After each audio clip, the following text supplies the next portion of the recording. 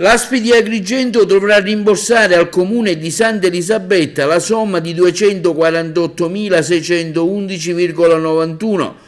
per la cura dei pazienti affetti da disabilità psichiche a cui si rivolgono le prestazioni sociosanitarie. Con sentenza numero 1020 del 2022, infatti, il giudice unico del Tribunale di Agrigento si è definitivamente pronunciato condannando l'ASP di Agrigento a rimborsare tale cifra nei confronti del comune di Santa Elisabetta a titolo di compartecipazione dell'ASP nella misura del 40%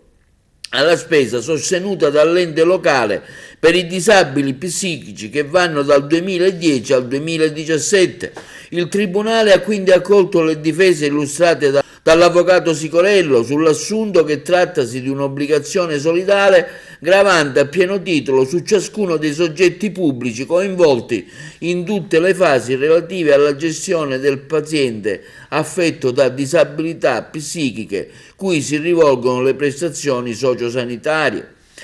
Il concorso alla spesa dei soggetti pubblici coinvolti nell'esecuzione della prestazione stesse ricevute ha un carattere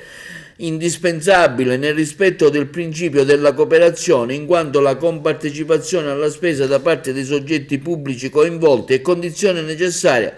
per la tutela uniforme del bene, salute e dei LEA in tutto il territorio nazionale.